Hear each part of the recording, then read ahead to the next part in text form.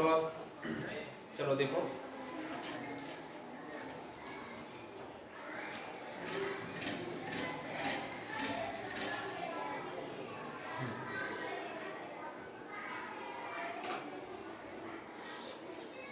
देखो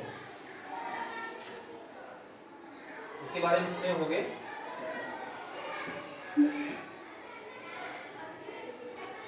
चलो आज हम लोग राष्ट्रीय आय एवं योग्यता आधारित छात्रवृत्ति परीक्षा के बारे में जानेंगे। ये परीक्षा जो बच्चे कक्षा 8 में होते हैं, है ना, जो बच्चे कक्षा 8 में होते हैं वो बच्चे देते हैं। इस परीक्षा के बारे में कुछ इम्पोर्टेंट बातों को जान लो। क्या है ये जो परीक्षा होती है, ये केंद्र सरकार द्वारा होती है। केंद्र सरकार मतलब भारत सरकार के द्वारा कराई जाती है, ठीक है ना। ये सन 2008 से शुरू हुई थी, सन 2008 से शुरू की गई है। इसमें क्या होता है कि जो बच्चे कक्षा 8 में पढ़ रहे हैं, आर्थिक स्थिति ठीक नहीं है लेकिन पढ़ने में अच्छे हैं, तेज हैं, ठीक है, उन बच्चों की परीक्षा होती है। स्वेच्छा से जो बच्चे देना चाहे दे सकते हैं।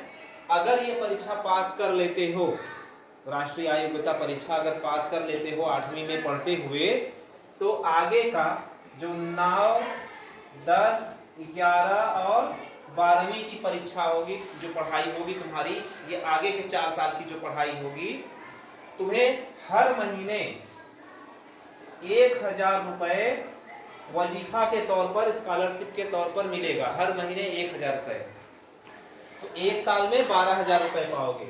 यानी कि कक्षा 9 में जब रहोगे तब 12000, 10 में जाओगे फिर 12000, 11 में जाओगे फिर 12000 और 12वीं कक्षा में भी 12000। तो 4 साल तक तुमको 12,000 रुपए हर साल मिलेगा। ठीक, टोटल हो जाता है 48,000। यानी कि आप 4 साल में 48,000 रुपए वजीफा के तौर पर पाओगे और इंटर तक की पढ़ाई तुम्हारी बहुत आसान हो जाएगी। पढ़ाई में जो खर्चे लगने हैं, जो चीज़ें लगनी है तुमको पढ़ाई के लिए, तुम्हारे पास पैसा रहेगा तो तुम अतिरिक्त किताबें खरीद सकते हो, अपने लिए ड्रेस खरीद सकते हो, ठीक, अपने पसंद के कपड़े खरीद सकते हो। समझ गए ना। तो ये फायदा है इसका। होता क्या है इसमें, पूरे देश में लगभग 1 लाख बच्चों को यह वजीफा, यह छात्रवृत्ति दी जाती है। पूरे देश से लगभग 1 लाख बच्चों को। तो वो समझ लो, वो 1 लाख बच्चे पढ़ने में अच्छे होंगे, दिमाग से तेज होंगे, तभी वो इस परीक्षा को पास कर पाएंगे। ठीक, और बहुत कठिन परीक्षा नहीं है ये परीक्षा बहुत कठिन नहीं है।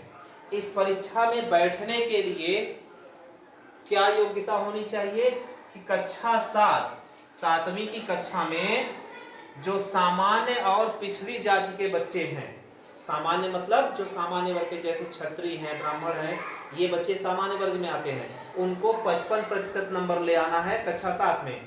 और जो बच्चे SC ST हैं उनको 50% नंबर ले आना है। इतना नंबर तुमको बहुत आराम से कक्षा 7 में मिल सकता है, तुम 60 के ऊपर भी पा जाओगे। ठीक है, इसके बाद ये तो हो गया कि कक्षा 7 में अगर इतने नंबर रहेंगे तब आप 8वीं में राष्ट्रीय आय योग्यता परीक्षा को दे सकते हैं। फिर जब आप 8वीं पास कर लेंगे, ठीक है ना, 8वीं पास करने के बाद जब आप 8वीं में थे तब आपने इस परीक्षा को दिया, वो परीक्षा आपने पास कर ली, कक्षा 8वीं पास कर लिए। अब आप जाके 9th में एडमिशन कराएंगे। जब आप एडमिशन करा लेंगे जिस स्कूल में, उस स्कूल में एडमिशन कराने के बाद वहां पर एक प्रमाण पत्र बना करके देंगे कि आपने हमारे विद्यालय में 9वीं कक्षा में एडमिशन लिया है। वह प्रमाण पत्र लगेगा और आपके बैंक का डिटेल लगेगा। आप एक फॉर्म आएगा राष्ट्रीय आय योग्यता परीक्षा का, ठीक है ना, ये वजीफा भरने का एक फॉर्म आएगा। फिर आप अपने कक्षा 9 के एडमिशन का डिटेल, बैंक का डिटेल और अपने और कागज जो लगेंगे, आय प्रमाण पत्र होगा, जाति प्रमाण पत्र होगा, निवास प्रमाण पत्र होगा, और भी चीज़ों को लगा करके जैसे आप वजीफा का फॉर्म भरा जाता है वैसे आप ये फॉर्म भर देंगे। जब भर देंगे तो 9वीं कक्षा में स्कॉलरशिप आ जाएगी। जब आप 10वीं कक्षा में जाएंगे, ठीक है ना, इसके बाद जब आप 10वीं कक्षा में जाएंगे, ठीक, तब 10वीं कक्षा में फिर आपको फॉर्म को नवीनीकरण यानी कि फॉर्म को रिन्यू करना पड़ेगा। रिन्यू करने के लिए क्या होगा, अब जो है कक्षा 9 में 60% नंबर चाहिए सामान्य और पिछड़े वर्ग के बच्चों के लिए। अगर आपने 60% से कम नंबर ले आए 9वीं कक्षा में तो आपकी यह स्कॉलरशिप बंद हो जाएगी। तो 60% बहुत ज़्यादा तो नहीं है, 60% आराम से बच्चे ला सकते हैं। और SC ST के बच्चे जो होंगे उनको 55% नंबर चाहिए। आपने इससे ज़्यादा नंबर ले आया, आपकी कक्षा 10 में भी स्कॉलरशिप मिल जाएगी। फिर जब आप कक्षा 11 में जाएंगे तब यह प्रतिशत घट गया। कक्षा 11 में जाने के बाद केवल आपको 55% नंबर ले आना है। अगर आपने 55% नंबर पा लिया तो फिर कक्षा 11 में भी आपको स्कॉलरशिप मिल जाएगी। उसके बाद जब कक्षा 12 में गए, 11वीं में, तो 12वीं की स्कॉलरशिप मिल जाएगी, ठीक है ना। 9th में मिला, 9th में आपने 60% ले आया तो 10th में मिला, ठीक। फिर 10th में 55% ले आए तब 11th में मिल गई, 11th में 55% ले आए तो 12th में मिल जाएगी स्कॉलरशिप। इस तरह से चारों साल की स्कॉलरशिप आपकी मिलेगी, ठीक है ना। अब देखो, ये तो हो गया स्कॉलरशिप मिलेगा कैसे। अब ये है परीक्षा योजना। परीक्षा योजना क्या है, इस परीक्षा को देना कैसे है, परीक्षा में आएगा क्या क्या, ठीक, ये सबसे जरूरी है।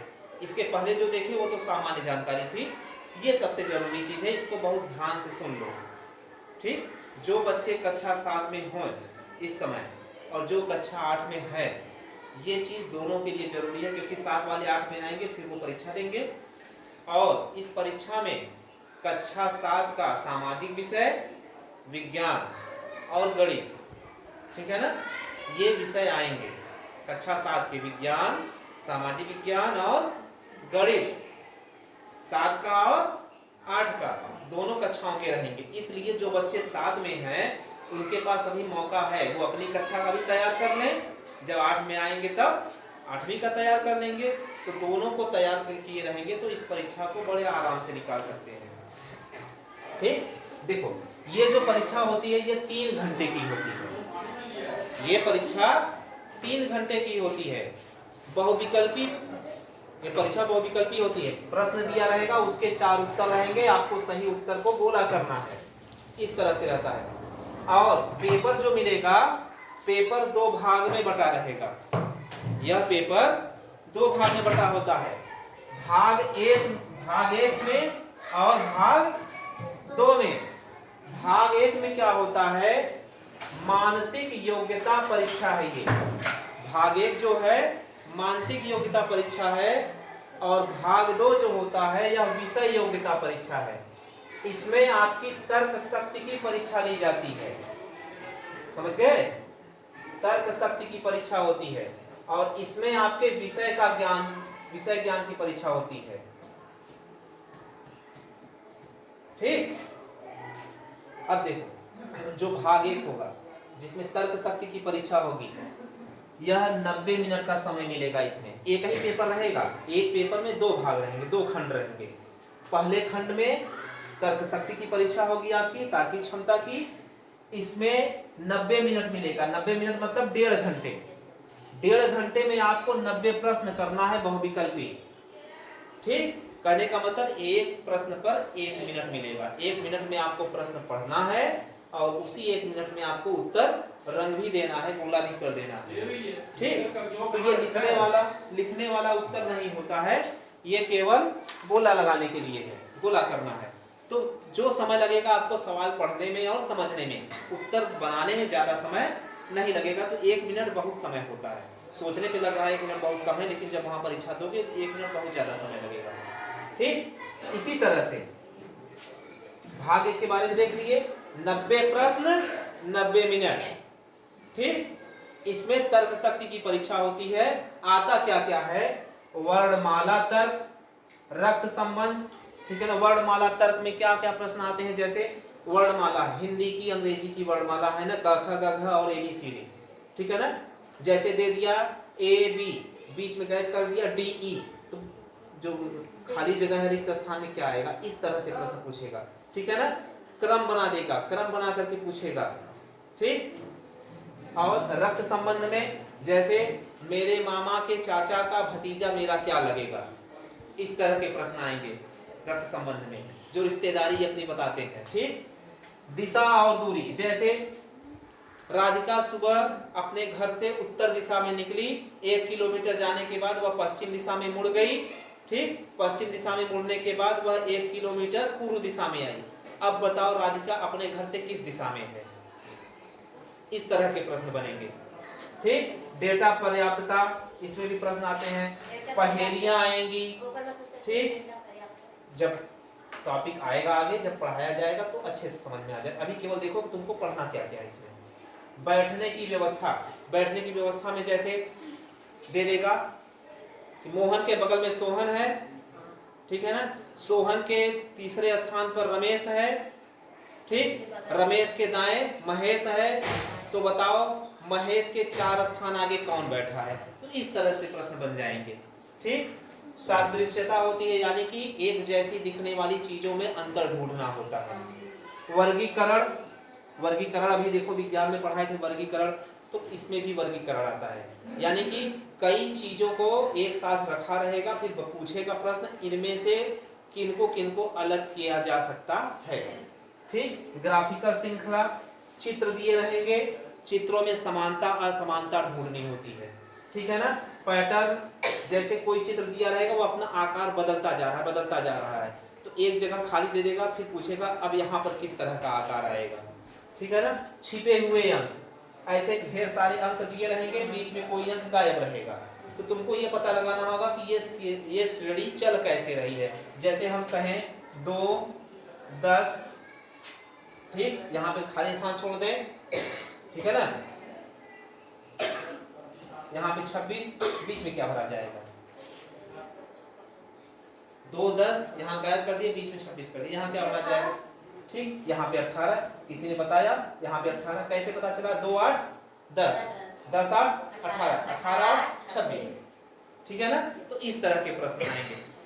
ये जो भाग होता है भाग 1, इसमें जो प्रश्न तुम्हें देखने को मिलेंगे, इन, ठीक है ना, इन बिंदुओं से जो प्रश्न देखने को मिलेंगे, सबसे बढ़िया है ये भाग। इस भाग के लिए तुमको कुछ रटना ही नहीं है, न तो कोई सूत्र रटना है, न कोई नियम याद करना है, ठीक, न तो लंबे लंबे सवाल लगाने हैं।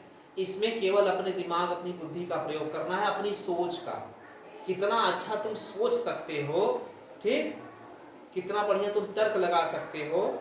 समझ गए ना, इस भाग में केवल यही है, इसमें केवल अपनी बुद्धि का प्रयोग करना है, सोचना है कि हाँ ये कैसे हो सकता है, कैसे इसको घुमाया फिराया जा सकता है, यहाँ पर क्या आ सकता है। ये भाग किसी नियम, किसी सूत्र और किसी परिभाषा पर आधारित नहीं है। इसके लिए केवल दिमाग का प्रयोग करना है, अलग से इसके लिए कोई चीज लिखना पढ़ना भी नहीं है। केवल सवाल उठाओ, अभ्यास करो, सवाल उठाओ, अभ्यास करो। ठीक है ना, तो ये भाग 1 हो गया। इसके जो 90 नंबर हैं, इस भाग के जो 90 नंबर हैं, इसमें आसानी से तुम 60-70 नंबर तक ला सकते हो। समझ गए, आगे देखो। अब आता है भाग 2। ठीक, भाग 1 हो गया, भाग 1 के बारे में समझ लिए, उसमें हमें पढ़ना क्या है। उसमें एक तरह से तर्क शक्ति की क्षमता का परीक्षण करने वाली चीजों को पढ़ना है, उसको रीजनिंग बोलते हैं। ठीक है ना, उसको रीजनिंग बोलते हैं। अब आता है भाग 2। भाग 2 में हमारे विषय ज्ञान की परीक्षा ली जाती है। समझ गए, ये विषय ज्ञान की परीक्षा ली जाती है। इसमें भी 90 प्रश्न रहेंगे, 1.5 घंटे में करना है। पूरा पेपर 3 घंटे का, 1.5 घंटे में आपने रीजनिंग किया, 1.5 घंटे में आपको विषय की परीक्षा देनी है। विषय की परीक्षा में क्या क्या आएगा, विज्ञान, सामाजिक विज्ञान और गणित आएगा, 7वीं और 8वीं कक्षा के। समझ गए, 7वीं और 8वीं कक्षा के गणित, विज्ञान और सामाजिक विज्ञान के प्रश्न आएंगे। 35 प्रश्न विज्ञान के, 35 प्रश्न सामाजिक विज्ञान के, 70 हो गया, बचा 20 प्रश्न, 20 प्रश्न गणित का रहेगा। समझ के बाद, यही है राष्ट्रीय आयोग्यता परीक्षा का, ठीक है ना, पूरा पैटर्न यही है। आपको रीजनिंग पढ़ना है,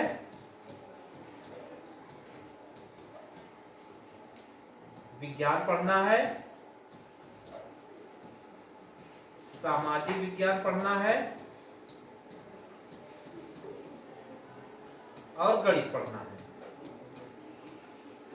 ये जो 3 विषय हैं ये 7वीं और 8वीं दोनों कक्षा के पढ़ने हैं। इसकी कोई कक्षा नहीं है, ये रीजनिंग केवल अपनी तर्क क्षमता पर आधारित है, ठीक है ना। इसके लिए कोई भी किताब या कोई भी रीजनिंग की टॉपिक चल सकते हैं, ठीक। तो अब तुम लोगों के पास किसी का पुरानी किताब अगर हो राष्ट्रीय आय योग्यता परीक्षा की तो ले लेना किसी से, कोई भी चलेगी, चाहे जिस सत्र की हो, पुरानी चाहे जितनी पुरानी हो, उससे दिक्कत नहीं है। हाँ? नहीं, अलग अलग तरह की किताब आती है इसमें,